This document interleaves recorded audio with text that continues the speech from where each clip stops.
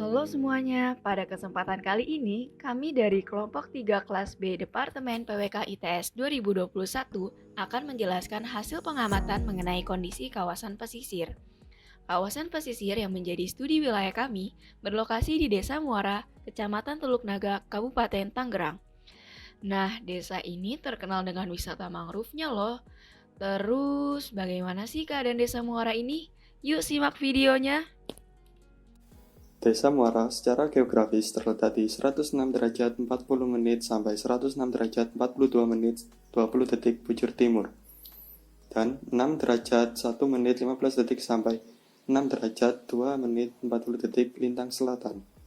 Sedangkan secara administratif, Desa Muara terletak di Kecamatan Teluk Naga, Kabupaten Tangerang.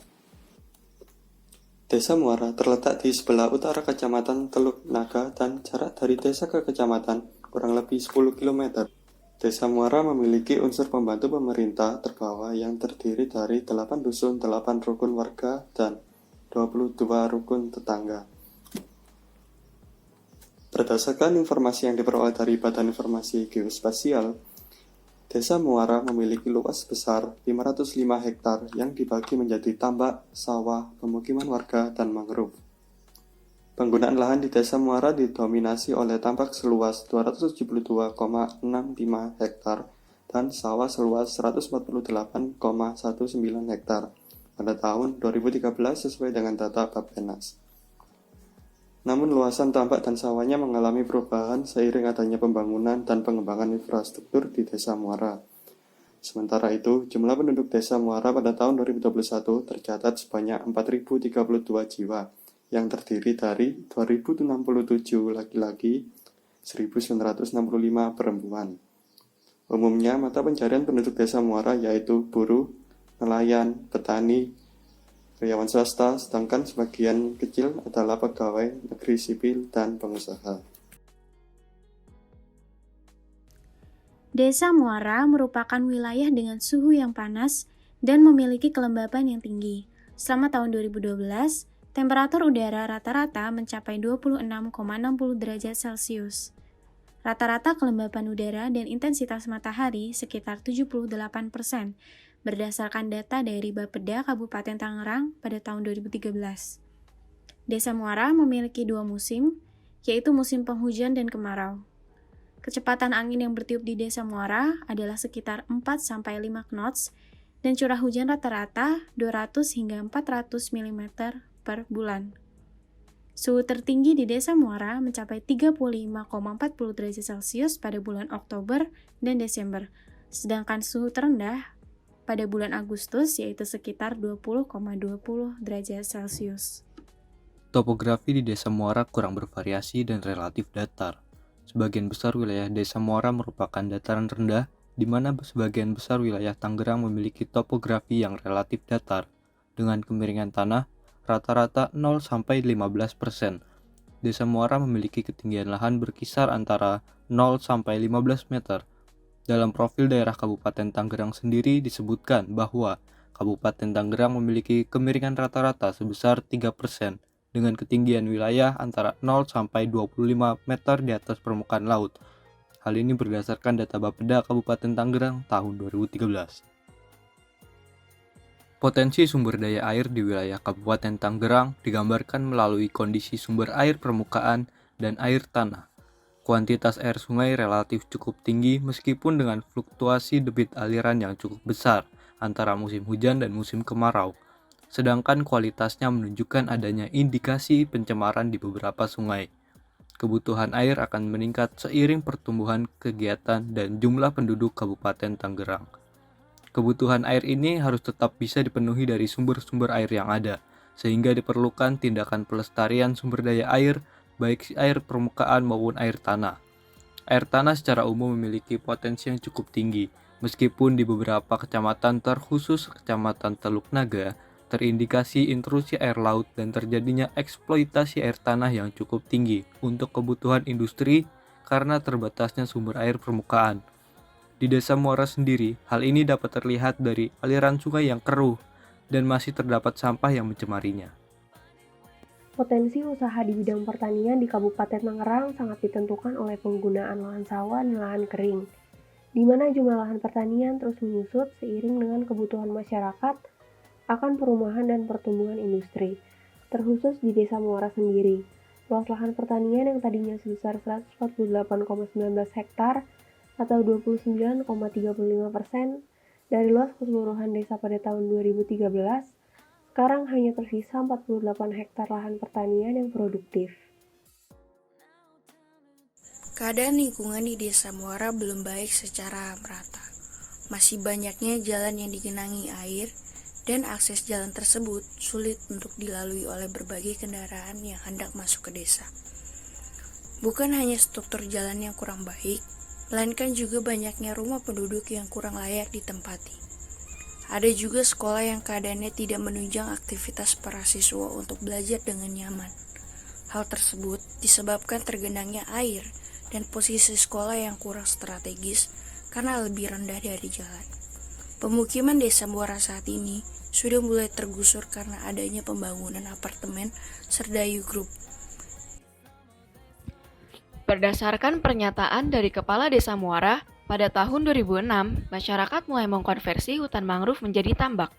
Konversi hutan mangrove tersebut menyebabkan beberapa permasalahan, antara lain abrasi pantai dan rusaknya hutan mangrove. Namun, pada tahun 2012, masyarakat mulai melakukan rehabilitasi lahan mangrove di Desa Muara. Kegiatan ini sebagai salah satu bentuk upaya memperbaiki kerusakan hutan mangrove Desa Muara akibat adanya konversi lahan mangrove menjadi tambak. Salah satu jenis pohon mangrove yang ditanam adalah bakau merah atau Rhizopora mucronata. Berdasarkan laporan hasil rekapitulasi penanaman oleh PT Pertamina pada tahun 2014, hutan mangrove Desa Muara akhirnya termasuk dalam hutan lindung yang berada di Resort Pemangkuan Hutan atau RPH Tangerang. Hutan mangrove Desa Muara memiliki luas sebesar 25,87 hektar dengan jumlah pohon 1.321 pohon dan jenis mangrove yaitu bakau merah atau Rhizopora mucronata, bakau kurap atau Rhizopora stylosa, bakau minyak atau Rhizopora apiculata, dan api-api atau Avicenna sp. Hutan mangrove Desa Muara tersebar di beberapa lokasi, antara lain tambak, kanan kiri sungai, dan sekitar pantai. Luas mangrove di kanan kiri sungai mencapai 0,5 sampai 2 hektar, sedangkan mangrove pada kanan kiri tambak dan pantai seluas kurang dari 0,5 hektar. Seiring dengan perubahan waktu, terjadinya abrasi pantai serta pengalih fungsian lahan mangrove untuk pembangunan menyebabkan luasan mangrove di Desa Muara semakin berkurang. Hal ini disampaikan oleh staf pengelola Desa Muara, Bapak Agus. Beliau mengatakan bahwa luasan mangrove di Desa Muara sekarang hanya tersisa sekitar kurang lebih 15 hektar, dan jenis mangrove yang tersisa paling banyak adalah jenis bakau merah dan pohon api-api. Luas tambak yang ada di Desa Muara seluas 272,65 hektar atau 53,99% dari luas keseluruhan desa, sehingga sumber penghasilan utama masyarakat Desa Muara berasal dari hasil tambak. Hal tersebut menyebabkan sebagian masyarakat mengkonversi hutan mangrove menjadi tambak. Banyaknya hutan mangrove yang telah dikonversi menjadi tambak seluas lebih dari 150 hektar, sehingga hutan mangrove yang masih tersisa seluas 25,87 hektar pada tahun 2013 sesuai data Bappenas. Namun seiring terjadinya pengembangan serta pembangunan infrastruktur di Desa Muara, luas tambak yang tersisa kini hanya sekitar 65 hektar. Berdasarkan pengamatan kami, jenis pertambakan yang ada di Desa Muara terkhusus di kawasan hutan mangrove yaitu tambak kakap, kerapu, dan rajungan.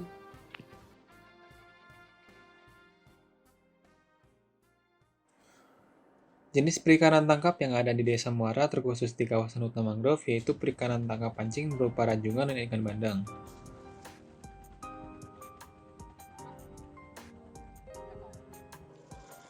Perikanan tangkap yang ada ditandai dengan adanya bagan di tengah laut dan perahu nelayan untuk melakukan penangkapan ikan. Selanjutnya adalah geomorfologi atau substrat dasar laut pada Desa Muara. Mangrove terutama tumbuh pada tanah lumpur. Namun, berbagai jenis mangrove dapat tumbuh di tanah berpasir, koral, tanah kerikil, bahkan tanah gambut. Jenis dan kondisi substrat pada kawasan mangrove Desa Muara termasuk ke dalam jenis yang sesuai untuk pertumbuhan mangrove. yaitu berupa endapan material lepas yang terdiri dari krakal, kerikil, pasir pelumpur, dan lambung halosen yang bersifat agak lunak dan agak lepas. Sehingga substrat yang demikian menjadi habitat bagi udang galah atau Macrobacchium rosenbergi, kemudian udang putih atau Penaeus merguiensis, dan kepiting bakau Scylla serrata. Serta berdasarkan pengamatan kami dapat dijumpai juga kerang laut yang menjadi endapan organik dari substrat lautnya pada tepi pantai. Letak geografis Desa Muara yang sebelah utaranya berbatasan dengan Kepulauan Seribu yang merupakan bagian dari Laut Jawa, serta sebelah timur berbatasan dengan Laut Jawa dan juga Desa Lemo, membuat terumbu karang yang ada memiliki keanekaragaman yang sama dengan bagian dari Laut Jawa, terkhusus Kepulauan Seribu. Berdasarkan data dari Terangi tahun 2016, persentase ketutupan karang hidup pada tahun 2011 sebesar 39,35%, tahun 2013 sebesar 35,51%, dan pada tahun 2015 sebesar 32,23%. Dari data tersebut terlihat kondisi karang hidup mengalami penurunan dari tahun ke tahun. Hal ini dapat disebabkan adanya aktivitas wisatawan ataupun aktivitas lainnya. Jika hal ini dibiarkan terus-menerus, maka degradasi terumbu karang semakin tidak terkendali. Untuk itu, perlu dikaji bagaimana kondisi saat ini, apa penyebabnya, dan bagaimana solusinya agar terumbu karang tetap lestari. Sama seperti terumbu karang yang dipengaruhi oleh letak geografis Desa Muara yang bersebelahan dengan Kepulauan Seribu yang merupakan bagian dari Laut Jawa, menyebabkan jenis lamun yang ada yaitu Enhalus achoroides dengan persentase mencapai 50%, sedangkan komposisi yang terendah yaitu jenis lamun Cymodocea cerulata yaitu 10%. Kesimpulan yang dapat kami ambil adalah wilayah Desa Muara merupakan wilayah pesisir Kecamatan Teluk Naga. Wilayah ini pada awalnya sebagian besar digunakan sebagai kawasan mangrove dan lahan tambak yang berpotensi dan cocok untuk dikembangkan sebagai kawasan ekowisata mangrove. Konsep perencanaan ini adalah menjadikan Desa Muara sebagai lanskap ekowisata yang bertujuan untuk menjaga kelestarian lingkungan serta memiliki fungsi edukasi dan partisipasi masyarakat. Konsep ini muncul setelah melihat proses analisis di mana beberapa zona di Desa Muara merupakan habitat bagi beberapa jenis mangrove. Penataan mangrove dalam ruang terbuka hijau ini sangatlah penting, karena tegakan mangrove sebagai atraksi wisata inti dapat mencegah pendangkalan lahan, memperluas area mangrove ke lepas pantai, sehingga mangrove dapat berfungsi efektif sebagai pelindung pantai alami. Namun, selain itu diperlukan peran pemerintah daerah dalam mengatasi masalah terkait infrastruktur yang belum merata, seperti masalah masih banyaknya rumah belum layak huni, pengalih fungsian lahan tambak atau mangrove menjadi pembangunan apartemen Sedayu Group yang juga berdampak pada berkurangnya daerah resapan air, sehingga masih banyak genangan air di pemukiman warga dan akses jalan serta fasilitas pendidikan yang belum juga memadai dan layak.